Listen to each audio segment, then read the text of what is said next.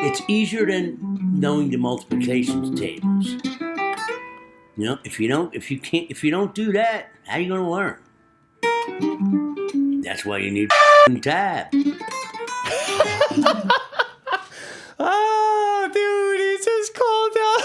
He just called out people using tab. Hey, everybody, what's up? My name's Adam, and welcome to the Jamsville YouTube channel. In today's video, I want to show you some practice advice from one of the great jazz guitar players, Jimmy Bruno, who actually started a YouTube channel recently. And this is great stuff. You guys got to check it out. So the name of this video is called How to Practice. It's not rocket science. So let's see what he has to say. Sometimes I get this question, how to practice? Well, okay, first of all, I mean, it doesn't get any more old school than that. He's literally smoking a cigarette in his living room in his house. I mean, you don't really see that too often anymore. So you know that this is real old school practice advice. So I think that we're going to get a little bit of a different perspective here from Jimmy Bruno. Well, it's not rocket science. For some people, it is rocket science, I think. But I agree. Practice is repetition. Whatever you're trying to learn. Not repetition. In other words, you keep practicing it over and over again. Keep repeating it until you can play with no mistakes. Sometimes people, I think they're looking for like some kind of shortcut or cheat code to like kind of get around the fact that you just have to play stuff like over and over and over and over again. I think that people just kind of can't even comprehend like how many repetitions it takes to even get something down like what he just did there. He was just playing like a C major scale. And actually, you're going to see later, you know, he's making a couple of mistakes and stuff too when he's playing some of these things. And in a way, it's almost impossible to get some of the stuff like absolutely perfect. Practice. Keep doing it until you get it right. Is that hard? It definitely is hard. It's definitely, it's simple, and but it's definitely hard. I mean, to do that 1,000 times, 10,000 times, to be able to do that, to be able to play even just a basic scale without any mistakes. Actually, at the speed that he did it, I mean, it wasn't blazing fast, but it's not slow either to go like...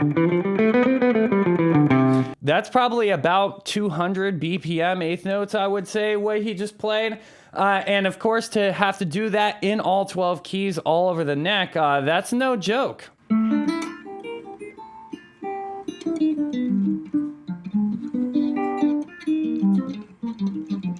Nice. Not that hard to figure out. That's how you practice.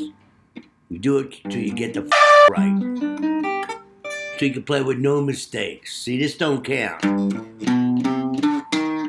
You don't know the fingering. Oh yeah, but I know it. Yeah.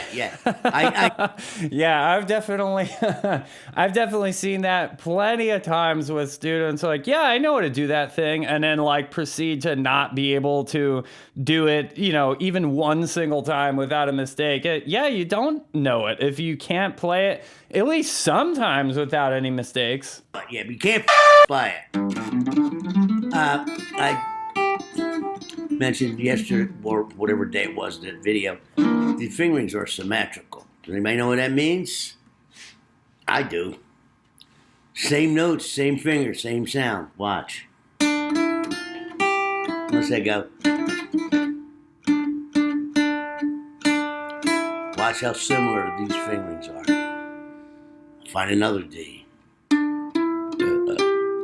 The same to me. Okay, so what he's kind of doing is he's playing like this little D minor scale fragment. He's actually not including that A there, but he's going like D, E, F, G, and then E back to D. And he's kind of trying to say like, hey, even though sometimes the fingerings are not identical, they're actually very similar in different places in the guitar. If you know the names of the notes and you take some licks that you've learned and actually try to find multiple places to play them, that can be super beneficial for your playing. So for example, actually you can take that same thing and play it over here. And that's actually the exact same fingering. Or you can play it over here, for example, and it's not going to be exactly the same, but it's going to be very similar. So over here, I started the same thing from the third string, and you see that even though the fingering is slightly different, it's actually generally the same because you still have 3 notes on the string that you're beginning the lick on, and then you have another note, you have 2 notes from this little scale fragment. Again, he only played the G out of the scale fragment, but it's still kind of similar. You got 3 notes and then 2 notes. That's really the fingering that he's deriving that lick from. Same. Yeah, there's another blast. Okay, so now he did the exact same thing down an octave here. So yeah, basically what he seems to be trying to say is like, hey, when you learn a lick or a piece of vocabulary, you should actually try to find it in as many different places as you possibly can on the neck, and that'd be super beneficial. It takes a little bit of extra time, but what it does is it kind of makes the whole entire neck look the same, and that's really how you learn the whole entire neck. Rather than thinking of every single thing as a different position and it's all different, you need to start to learn to see the similarities in all of the positions on the guitar neck.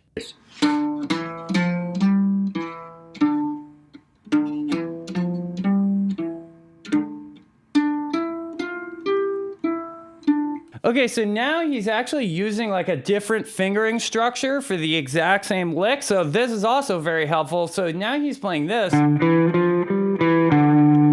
And now he's just kind of figuring out all those different places where you can play a similar looking structure. For example, you can do it here. You can do it there. Let's take this A off just for the sake of simplicity since he's not playing it. So you can also do it there. And you can also do it there. See how many different places you can find basically the exact same thing or very similar shapes on the guitar neck. Very, very cool stuff that he's showing. You're not going to see it until you can do these.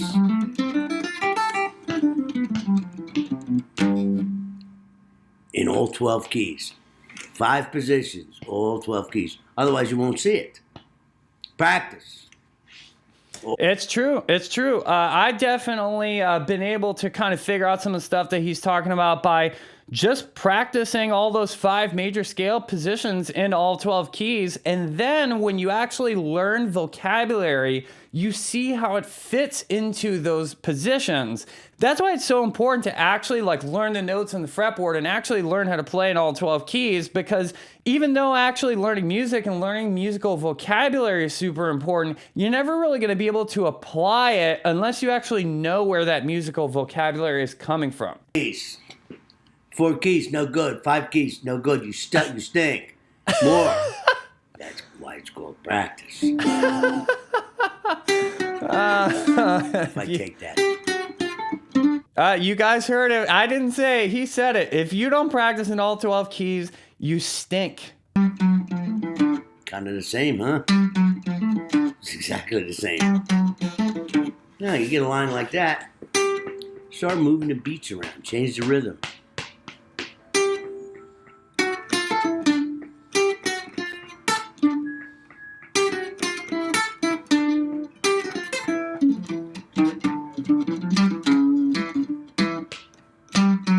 Yeah.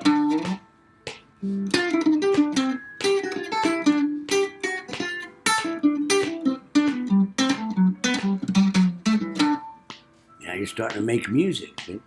Nice. Yeah, that's definitely something that I like doing a lot, and I've talked about before on this channel. Is like when you learn a lick, not only should you actually learn it in different positions, but then you need to actually practice improvising with it and changing it, because it doesn't really work super well for you to just like copy paste licks in your playing. That's kind of too stressful actually.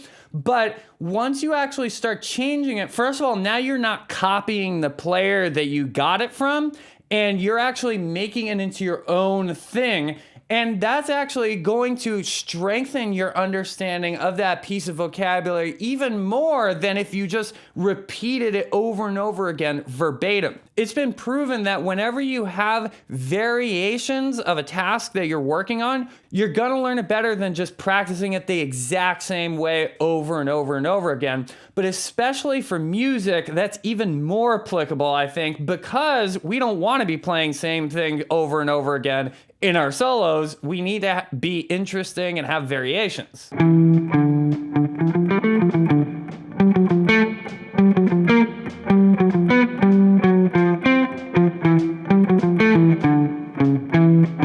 Yeah, super fun stuff. And also, by the way, that's gonna make your phrasing way better. What he was talking about, taking the same lick and actually changing the rhythm specifically. He changed some of the notes too, like he got into some arpeggios and things like that, but changing the rhythm, changing where you're starting it within the beat, making sure you're not always starting on beat one. This is all great stuff from Jimmy. There's a couple people that seem to get everything. Ooh, that's a nice diminished major 7 voicing. Wrong. Not a lot. Always a few. One guy says, boy, you play really good, but you're really bitter. Bitter? Not bitter. Disappointed, maybe, the way the music business turned out, you know? I don't have to deal with it anymore, you know? I have plenty of you money. Tommy Tedesco used to call that. Dude, you just gotta love his vibe. Like, it's just so different than like almost anything you see on YouTube, where it's all kind of trying to be perfect and you know, all polished. No, he's just like, dude, I'm gonna tell you how it is, and I'm gonna play some stuff, and I'm gonna explain the way that I feel, and I just have this camera set up in my living room, no fancy mics like I have and cameras or any of this crap. It's just straight up real guitar talk. The key signatures. What key has flats, sharps, etc. Yeah. There's all kind of memes at the word for those things. Yeah, memes. How about this? Memorize. I haven't seen any key signature memes, but if you guys found any key signature memes, please send them to me. I definitely want to see them. Is that the word for those things? How about this? Memorize the mother. Key of C, no sharps or flats. Key of F, 1 flat, B flat. Key of B flat and E flat. Memorize them. Jeez. You know. Yeah, honestly, actually, this might be the best piece of advice from the video. And he doesn't even mention it, but the thing about what he's talking about there, memorizing your key signatures, is first of all, you should have them memorized to the point where like you don't even have to think about it. Like, boom, the key of E flat's 3 flats. Boom, the key of E is 4 sharps. The key of B is 5 sharps. The key of G is 1 sharp. Like, you need to be able to rattle them off that fast. Like, you need to be able to look at a key signature like it's a color. Like, if you look at the color blue, you don't have to think about whether it's blue or green or black or brown. You just look at it and you're like, oh, okay, that's G. Oh, that's B flat. Oh, that's D flat. D flat's 5 flats. E flat, 3 flats. A flat's 4 flats. By the way, a really great tool for you to actually memorize your key signatures for totally free is go to musictheory.net. And the thing about this kind of practice too is that this is one thing I talked about a bunch of times. You don't even need to actually be like with your guitar to do this practice. You could be like sitting in a traffic jam getting better at guitar. So there's really no excuse for you to not have these things memorized and be practicing them. It's easier than knowing the multiplication tables. You know, if you don't do that, how are you gonna learn? That's why you need tab. Oh, dude, he just called out people using tab. Man, I wonder if when Jimmy was like first learning guitar, if tab was even a thing. I know that tab has technically existed for like hundreds of years in various forms, but I'm pretty sure that like back in the day, there just wasn't anywhere near as much tab that was prevalent and easy to access.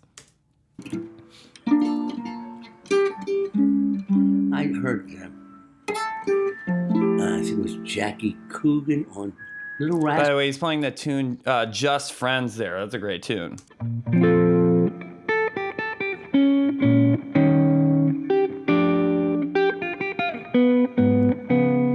Great tune, yeah, Just Friends. All right, guys, so you should go check out Jimmy Bruno's channel. He's got like 28,000 subscribers. He should have a lot more, but it's just really refreshing to see someone talking about practicing like this. I totally agree. You got to put the time in. You got to really do tons of repetitions, way more than you think. And if you want some help to learn how to play in all 12 keys, like he's saying, where I really break it down step by step, then make sure you head on over to Jamsville.com and check out the Jamsville GPS Fretboard Fundamentals course. And again, subscribe to my channel, subscribe to Jimmy Bruno's channel, Bruno Online School. Go watch more of his videos, watch the rest of that video. It's also fun to just like listen to him talking about this stuff while you're doing other things. All right, everybody, make sure you hit the subscribe button, hit the thumbs up button, and until next time, listen, learn, and jam.